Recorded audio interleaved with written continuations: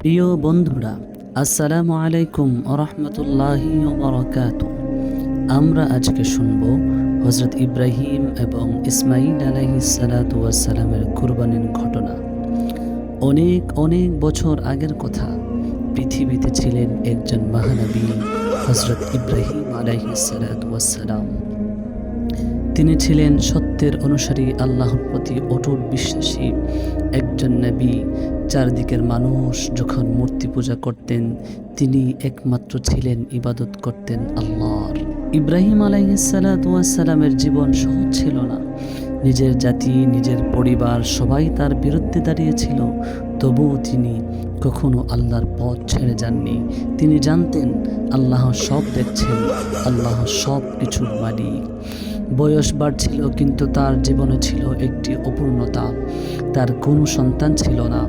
একদিন তিনি আকাশের দিকে তাকিয়ে চোখ ভেজা কণ্ঠে দোয়া করলেন, হে আল্লাহ, আমাকে একটি নেক সন্তান দান করুন। আল্লাহ তার দোয়া কবুল করলেন। কিছুদিন পর জন্ম নিলেন একটি সুন্দর ফুটফুটে শিশু, ইসমাঈল আলাইহিস সালাতু ওয়াস সালাম। সেই দিনটি ছিল আনন্দে ভরা, কৃতজ্ঞতায় ভরা। ইসমাঈল আলাইহিস সালাতু ওয়াস সালাম ধীরে ধীরে বড় হতে লাগলেন।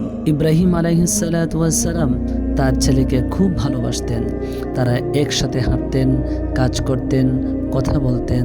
তাদের সম্পর্ক ছিল ভালোবাসা ও সম্মানের। এক রাতে হযরত ইব্রাহিম আলাইহিস সালাতু ওয়াস সালাম অদ্ভুত স্বপ্ন দেখলেন। তিনি দেখলেন তিনি তার প্রিয় সন্তানকে কুরবানি করছেন। এটি ছিল কোনো সাধারণ স্বপ্ন নয়, এটি ছিল আল্লাহর পক্ষ থেকে একটি নিদর্শন।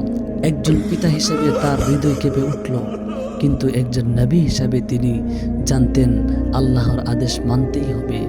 এই ছিল তার জীবনের সবথেকে বড় পরীক্ষা। তিনি তার প্রিয় ছেলে ইসমাঈল আলাইহিস সালামকে ডাকলেন, নরম কণ্ঠে বললেন, বাবা, আমি স্বপ্নে দেখেছি তোমাকে কুরবানি করছি, তোমার কি মত? হযরত ইসমাঈল আলাইহিস সালাতু ওয়াস সালাম একজন কিশোর ছেলে, কিন্তু তার ঈমান ছিল পাহাড়ের মতো দৃঢ়। তিনি বললেন, হে আমার পিতা, আপনি যা আদেশ পেয়েছেন তাই করুন। ইনশাআল্লাহ আপনার সন্তানকে ধৈর্যশীলদের কাতারে পাবেন। অতঃপর শুরু হলো তাদের যাত্রা, একটি কঠিন কিন্তু পবিত্র যাত্রা আল্লাহর সন্তুষ্টির জন্য। পথে শয়তান এসে তাদের থামানোর চেষ্টা করলো, বলল, তুমি কি সত্যি তোমার ছেলেকে হত্যা করবে? কিন্তু তারা শয়তানকে প্রত্যাখ্যান করলেন। অবশেষে সেই মুহূর্ত এলো, ইব্রাহিম আলাইহিস সালাতু ওয়াস সালাম চোখ বন্ধ করলেন, ছেলেকে শুইয়ে দিলেন আর আল্লাহর নামে কুরবানি করতে প্রস্তুত হয়ে গেলেন। ঠিক তখনই আল্লাহর পক্ষ থেকে একটি ডাক এলো, হে ইব্রাহিম, তুমি তোমার স্বপ্ন সত্য করে দেখিয়েছ। ইসমাঈল আলাইহিস সালামের বদরে আল্লাহ একটি দুম্বা পাঠালেন কুরবানির জন্য। এটি ছিল আল্লাহর অসীম রহমত। প্রিয় বন্ধুরা, এই ঘটনা আমাদের শেখায় আল্লাহর প্রতি ভালোবাসা, বিশ্বাস এবং অনুগত্য সবকিছুর ঊর্ধ্বে। এই স্মৃতিকে বাঁচিয়ে রাখতে আমরা প্রতি বছর কুরবানি করে থাকি।